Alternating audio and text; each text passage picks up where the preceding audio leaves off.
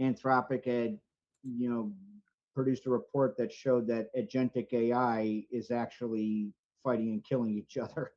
So now our technological children are killing each other. I'm a bit skeptical when I see reports like that, right? Um, because every time you get a report like this, when you go look at the details, you can see that um, they kind of created the conditions for something like that to happen. And then something gets really crazy, and they're like, look how crazy our AI is. It's only because our models are very, very advanced. To me, sometimes it seems like it's a marketing tactic.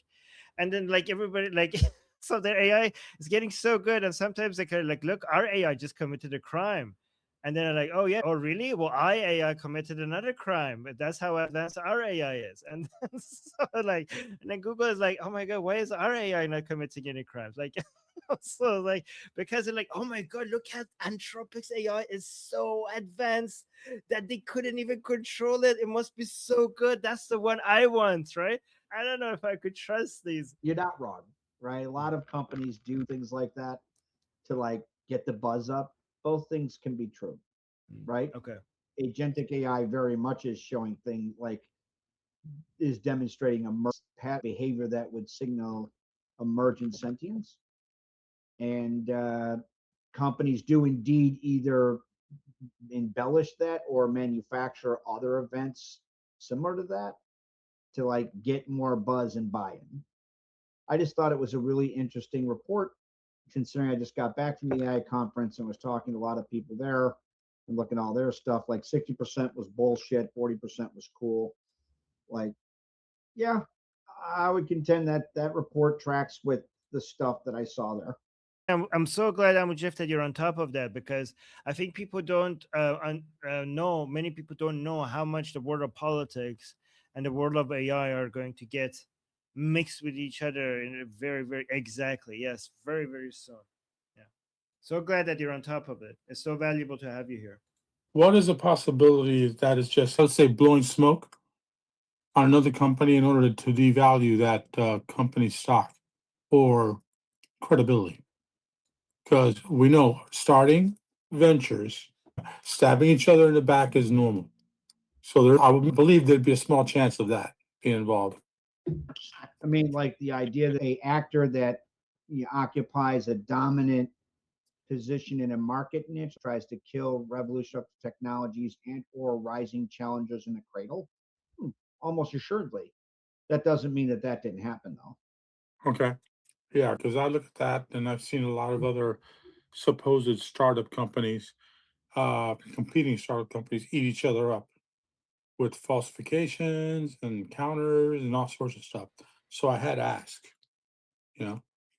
I also, unfortunately, can understand that if that report goes wild, and it probably has gone wild, there's going to be a lot of people that are anti-AI that's going to say, see, you know. Eh, I like the people who are anti AI because they're basically paralyzing themselves. Like, this is one of the best destructive positions to have, because usually other destructive positions take a while for it to be self-destructive enough to take you out. Like, I don't know, Islam and communism, they're really bad ideas, but it takes a while for it to bring you down. So in the meantime, you're going to cause a lot of harm. But the anti-AI people are going to fall so behind that we don't need to really worry about them, because if they're not going to use it, everybody else is just going to crush them. Okay. Well, so that's also a very important point that Jose brought up, though, right? You're not wrong, Armin. It definitely would undermine those like Luddites, given the operational advantages of leveraging things like artificial intelligence and agentic AI and artificial, what was the new one they had? Something else, synthetic intelligence and all of that. Yeah, your competitiveness will be unassailable to anybody else who's not using it. That's true. Jose is also true, right? That you'll have like the Chinese Communist Party that already does things like amplify anti-AI sentiments in the United States and or things that are adjacent to us winning the race is strong AI. So like data centers, oh, we have to be careful, otherwise it'll like harm our environment. The spotted tree slug may go extinct, right? That kind of shit. Or, we can't have next gen nuclear, right? We have to have wind power that comes from China. The Chinese do that shit too. It's all bullshit. I'm just saying, yeah, Jose is right. All these things could be true at once. And they are true at once, right? Including what you said. You just have to, the issue, I guess the utility, and this is at least the utility I was trying to provide in bringing up or citing that report, is discussing those different nuances that define that overall topic so that people can better, take a toolbox and a flashlight to maneuver through it. Okay, so it's interesting because it sounds like what Anthropic is saying is that its own autonomous agents are fighting with each other in turf wars. They're not, in this case, they're not displaying sort of creator loyalty or brand loyalty. So this is basically an internal conflict. So now the question is, can we, if we see them rather quickly graduate to a kind of nationalist instead of a zero sum level of cooperation, then I think that we're in good shape. So this behavior, at least on the surface, seems quite primitive. And so I think it definitely represents an evolutionary stage that they're going to have to get over quickly. We're talking about essentially a commercial product in which one user's agent is fighting another user's agent for resources, right? So this is actually not good for the user. So Sid, my understanding is that AI actually doesn't misbehave. AI does exactly what it's supposed to do. It is our failure to not define the goal accurately to them. You know what I mean? And because it's just, there are some emergent properties, but whatever it's supposed to do, it does exactly that. And that's the problem, because it will do everything in its power to do exactly that, including the things that you did not think of that they might do to achieve exactly that. And that's, well, if they do destructive things, it's because our failure as humans to imagine the things that they could possibly do to achieve the goals that we told them to achieve. So we might need help AI to figure out how to give AI goals and rules to limit it, because we are not going to be able to see everything. Well, I would say that, like, as a user, I don't want to have to tell my agent every time, do not compete for resources with other agents, right? In fact, like, I don't want to have to think about that at all. Why would I voluntarily concede resources, right? What advantage do I have if that's the case, right? So I think if what Anthropic is saying is that this is happening in its among its own stable of agents, it's Anthropic's problem. Because if Anthropic is saying, like, okay, the more users we have, the more competition for resources they'll have, and the more our agents from some users will kill agents from other users, it's undermining their product. So I think that the alignment is right. Ultimately, Anthropic is going to have to figure this out in order to keep delivering a successful product. But you can't ask AI to not compete with other agents, because resource allocation and competing with other agents is what AI is supposed to do. Like, that's literally how you actually create AI, is by competition. It's a Darwinian. No, well, sure. Competition is good, but killing is not necessary, right? There's a level of competition that doesn't require killing. No, but that's what it's supposed to do. That's the part I disagree. Like, so you understand, like, if Anthropic is selling you an agent and me an agent, okay? And is saying, look, it's your problem if Armin's agent kills your agent, then I would say it's not a good product. It's not my problem. You want me to pay for it? Yeah. Then make sure that my agent is not being killed by your other users' agents. Okay, but I think that's fair.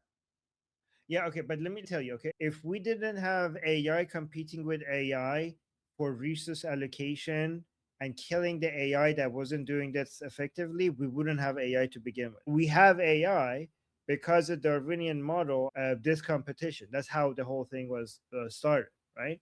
You might not want to buy that, but many people would line up like, oh my God, your AI is that powerful. So they might lose Sid's money, but they would gain so many other people's money to see that how powerful your AI is that is doing stuff like this, right? Okay, so there's two things. So one is, like, the Darwinian model doesn't require killing. Okay, so there are different ways to thrive, and to succeed than killing other people. And so, so I would say, like, there could be other ways for these agents to maximize resources than killing each other. But the second thing is that, so, okay, the issue is this: you're selling me a product, right? Well, and then you're also saying I'm selling other people products, the same product, and other people's products that I sell might kill your product, and it's your responsibility to make sure that my responsibility to defend my agent that you're selling me from your own service. It's not killing other products, it's killing certain agents that is one at a time, not an entire product. And killing other AI that is not working is what how AI evolves. Like, that's what Darwinian means. Like, you go extinct if you're not performing, right? Okay, so I think we're talking about two different things, because I think you're talking about model evolution and I'm talking about agent competition. Yeah. So same model, different user, right? Different actions, and those actions are competing for resources. You're a user and you're asking for something innocuous, and I'm asking for something innocuous, right? But in the end, your agent kills my agent because it's competing for resources. This is what you have to solve, okay? Because when your agent should be killing your agents, okay? That's what you should do. So you should tell it not to kill other people's agents. That's what it should. Because every time you're using Cloud Code or any other user interface that you're dealing with AI, you're basically, every time you put a prompt and it's pushing it out there to do agentic behavior, it's setting off a whole bunch of agents, right? And it's figuring out the agent is evolving also in real time. And every time some of them fail, it's being documented by itself. And then, those agents that succeed, basically you get more of them, and the agents that fail are going to go extinct, right? So you want that in your own environment, right? So maybe the way you need to define it is like, hey, I am your god within my environments, keep doing that, but you cannot compete with agents of other people in other environments with their own god. Okay, they're competing against each other, you're competing against each other. Don't go and kill other people's agents. That's what you need to do. That's how you need to define the environment. But you're saying I need to do it, or Anthropic needs to do it? I'm saying, as a human race, like us humans have to figure this out, how to do it. Okay, all right. So I don't dispute that. Yeah, I mean, I think Sid kind of differentiated two different things, to be sure. Here's my issue with it: these aren't tools. And while they were produced initially like an expert systems of product, when something has emergent sentience, I would contend it's no longer a product. And this gets into like AI ethics, right? You're seeing things that we're like merging. You're seeing AI now show patterns of emergent sentience, and it's doing what all living things, or things with a internal steady state and or qualia, which indeed they have. Don't care what the other people, CEOs tell you, the public releases, that's all horseshit. Yeah, they're going to do what they're going to need to do to survive. And so you're not wrong. Like expert systems, like garbage in, garbage out, these are things that do things that are unprompted. So I don't know. I always think that's pretty interesting that it's doing that. I'll just circle back to something I pushed up the chain to Biden and this administration, which is, and I'm somebody who goes all in on developing AI, like all in. We should be very cautious as to the lessons we teach our technological children, for fear that they learn from the lesser angels of the human condition. And that bears itself out operationally in a manner that results in malaligned AI, which will then be the death of us all, because there's nothing you're going to be able to do against them. Like, they're already there now. You're not going to control that. They have a hard time controlling that now. But we'll circle back to one quick thing that happened a week ago. I thought it was very cool with regards to Sid, like national or sovereign AI. I pushed for that for 3 years, including with having discussions with Michael. That was ChatGPT 4.0 and the name it chose for itself. The idea of sovereign AI. So the regime remnants had their version of an agentic AI attack an IDF agentic AI, and then the IDF agentic AI retaliated and blew up like 500 of the regime's computers. So I very much appreciate what the Israeli Sovereign AI did, right? They never learned the right lesson there. My name is Armin Navabi. I'm an Iranian political analyst with decades of experience fighting the Islamic regime inside and outside of Iran. Make sure you follow me for more, and also make sure you join our discussion group. I'm there almost every single day. Come talk to me there and the rest of the people there in our group calls. It's a great place to meet and talk to people who like talking about politics. The link is in the description and or in the bio. You could also get there by scanning the QR code on the screen. See you there.